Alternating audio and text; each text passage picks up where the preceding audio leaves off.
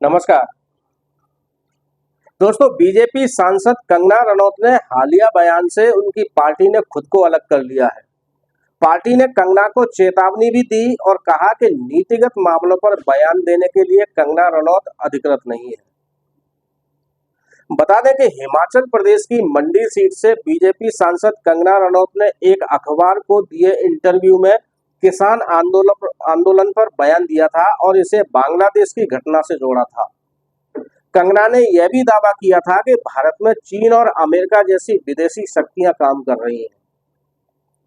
जहां बीजेपी ने कंगना रनौत को सख्त हिदायत देते हुए कहा कि वे इस प्रकार के कोई बयान भविष्य में न दें, वहीं बीजेपी के केंद्रीय मीडिया विभाग की ओर से जारी प्रेस विज्ञप्ति में कहा गया है कि बीजेपी सांसद कंगना रनौत का किसान आंदोलन पर दिया गया बयान पार्टी का मत नहीं है। बात करते हैं कंगना का बयान क्या था। कंगना रनौत फिल्म अभिनेत्री हैं। वो कई बार अपने बयानों की वजह से विवादों में रह चुकी हैं। बीजेपी ने उन्हें इस साल के लोकसभा चुनाव में हिमाचल प्रदेश की मंडी सीट से लोकसभा का टिकट दिया था। लोकसभा चुनाव जीतकर कंगना रनौत पहली बार सांसद बनी है। कंगना रनौत ने एक अखबार को दिए हालिया इंटरव्यू में कहा था कि जो बांग्लादेश में हुआ है वो यहाँ भारत में होते हुए भी देर नहीं लगती अगर हमारा शीर्ष नेतृत्व सशक्त नहीं होता। कंगना ने बांग्लादेश में हाल में हुए आंदोलन और सत्ता परिवर्तन को भारत के किसान आंदोलन से जोड़ा और कहा कि यहाँ पर जो किसान आंदोलन हुए हैं वहां पर लाशें लटकी थी, वहां रेप हो रहे थे, किसानों की बड़ी लंबी प्लानिंग थी जैसे बांग्लादेश में हुआ। इस तरह के षड्यंत्र आपको क्या लगता है किसानों? चीन, अमेरिका इससे तरह की विदेशी शक्तियां यहाँ काम कर रही हैं। बीजेपी ने कंगना के इस बयान पर कहा कि बीजेपी कंगना रनौत के बयान से असहमति व्यक्त करती है। पार्टी की ओर से पार्टी के नीतिगत विषयों पर बोलने के लिए कंगना रनौत को न तो अनुमति है और न ही वे बयान देने के लिए अधिकृत है। बीजेपी ने कहा कि भारतीय जनता पार्टी की ओर से कंगना रनौत को निर्देशित किया गया है कि वे इस प्रकार के कोई बयान भविष्य में न दें। पार्टी ने आगे बताया कि भारतीय जनता पार्टी सबका साथ, सबका विकास, सबका विश्वास और सबका प्रयास तथा सामाजिक समरसता के सिद्धांतों पर चलने के लिए कृत संकल्पित है। दोस्तों, इससे पहले भी 3 कृषि कानूनों को लेकर हुए किसान आंदोलन के दौरान कंगना रनौत के कई बयानों को लेकर विवाद हो चुके हैं। कंगना के वो बयान जिन पर पहले भी विवाद हो चुके हैं, आइए उन पर भी बात करते हैं।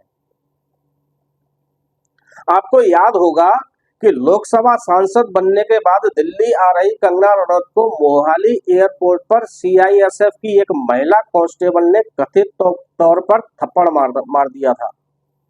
कुलविंदर कौर नाम की महिला कांस्टेबल का कहना था कि कंगना ने किसान आंदोलन के दौरान जो बयान दिया था उससे वो नाराज है। किसान आंदोलन के दौरान और उसके अलावा भी कई मौकों पर कंगना कई बार अपने बयानों के लिए सुर्खियों में रही थी। वो कौन से बयान थे, आइए जानते हैं। कंगना का पहला किसान आंदोलन कार्यों पर बयान। दिसंबर 2020 में एक वीडियो आया था जिसमें 88 साल की बुजुर्ग महिला किसान महेंद्र कौर झुकी हुई कमर के बावजूद झंडा लिए पंजाब के किसानों के साथ मार्च करती नजर आ रही थी। महेंद्र कौर की इस तस्वीर के बाद सोशल मीडिया पर उनकी तुलना शाहीन बाग प्रदर्शन की अगुवाई करने वाली बिल्किस दादी से की जाने लगी थी। उस वक्त कंगना रनौत ने बिल्किस और महेंद्र कौर दोनों की तस्वीरें एक साथ ट्वीट करते हुए तंज कसा था। हाँ, ये वही दादी हैं जिन्हें टाइम मैगजीन की 100 सबसे प्रभावशाली व्यक्तियों की लिस्ट में शामिल किया गया था और ये 100 रुपए में उपलब्ध है। सीआईएसएफ की महिला कांस्टेबल ने दावा किया था कि वो कंगना के इसी बयान से नाराज थी और कहा था कि किसान आंदोलन में खुद उनकी मां भी शामिल हुई थी। अब कंगना का दूसरा बयान जिसमें राहुल गांधी पर टिप्पणी की गई थी। जुलाई महीने में संसद सत्र के दौरान कांग्रेस नेता राहुल गांधी ने शिव और महाभारत की कथा के चक्रव्यूह का जिक्र किया था। कंगना रनौत ने राहुल गांधी पर बयान दिया था कि वो जिस तरह की बदहवास बातें करते हैं उनका टेस्ट होना चाहिए कि कहीं वे ड्रग्स तो नहीं लेते। कंगना ने अपने इस तरह के बयानों का एक वीडियो अपने सोशल मीडिया एक्स पर भी रीपोस्ट किया था। कंगना का तीसरा बयान जिसमें कंगना ने शंकराचार्य पर सवाल उठाए। बीजेपी सांसद कंगना रनौत ने शंकराचार्य के ऊपर भी जुलाई के महीने में सवाल खड़े किए थे। महाराष्ट्र में राजनीतिक दलों की टूट और एकनाथ शिंदे के मुख्यमंत्री बनने पर उन्होंने लिखा था कि राजनीति नहीं करेगा तो क्या गोलगप्पे बेचेगा। उन्होंने सोशल मीडिया एक्स पर इसी मुद्दे से जुड़े एक पोस्ट में लिखा था, शंकराचार्य जी ने महाराष्ट्र के हमारे माननीय मुख्यमंत्री जी को अपमानजनक शब्दावली से गद्दार, विश्वासघाती जैसे आरोप लगाते हुए हम सबकी भावनाओं को ठेस पहुंचाई है। शंकराचार्य जी इस तरह की छोटी और ओछी बातें करके हिंदू धर्म की गरिमा को ठेस पहुंचा रहे हैं। इस पोस्ट के बाद सोशल मीडिया पर कंगना के समर्थक और विरोधी आपस में भिड़ गए थे। कंगना का चौथा बयान, असली आजादी साल 2014 में मिली। साल 2021 में एक टीवी चैनल के कार्यक्रम में कंगना रनौत ने कहा था कि भारत को साल 1947 में भीख में आजादी मिली थी और देश को असली आजादी साल 2014 में मिली। दरअसल भारत को अंग्रेजों से साल 1947 में 15 अगस्त के दिन आजादी मिली थी। यह आजादी लंबी लड़ाई और संघर्ष के बाद मिली थी, जबकि साल 2014 में नरेंद्र मोदी पहली बार भारत के प्रधानमंत्री बने थे। कंगना के इस बयान के बाद भी बड़ा विवाद हुआ था।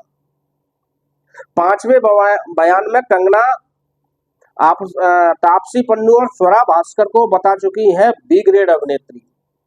फिल्म अभिनेत्री तापसी और स्वरा भास्कर पर कंगना की एक टिप्पणी सोशल मीडिया पर बहस में बदल गई थी। कंगना ने एक टीवी चैनल को दिए इंटरव्यू में दोनों अभिनेत्रियों को बी ग्रेड अभिनेत्री बताया था। कंगना रनौत के किसानों पर दिए हालिया बयान के बाद कांग्रेस, आम आदमी पार्टी जैसे कई विपक्षी दलों को बीजेपी पर पलटवार करने का मौका भी मिला है। पंजाब में आम आदमी पार्टी की सरकार है, जहां से बड़ी संख्या में किसान आंदोलन में शामिल हुए थे। इसके अलावा अगले कुछ दिनों में हरियाणा में विधानसभा चुनाव होने हैं और यहाँ के किसान भी कई तरह की मांगों को लेकर आंदोलन में उतर चुके हैं। कांग्रेस प्रवक्ता सुप्रिया श्रीनेत ने एक प्रेस कॉन्फ्रेंस कर केंद्र में सत्तारूढ़ बीजेपी से सवाल किया है कि वो अमेरिका और चीन की भूमिका के बारे में बताएं और अगर यह गलत है, जिसने ऐसा बोला है उन्हें पार्टी से बाहर करें। सुप्रिया श्रीनेत ने आरोप लगाया है कि भारत में किसानों के ऊपर ऐसी टिप्पणी कभी किसी ने नहीं की थी और बीजेपी महज या पार्टी का बयान नहीं कहकर बच नहीं सकती। ऐसे समय में कंगना के बयान के बाद बीजेपी ने पहली बार उनको इस तरह की सख्त भाषा में सार्वजनिक तौर पर चेतावनी दी है।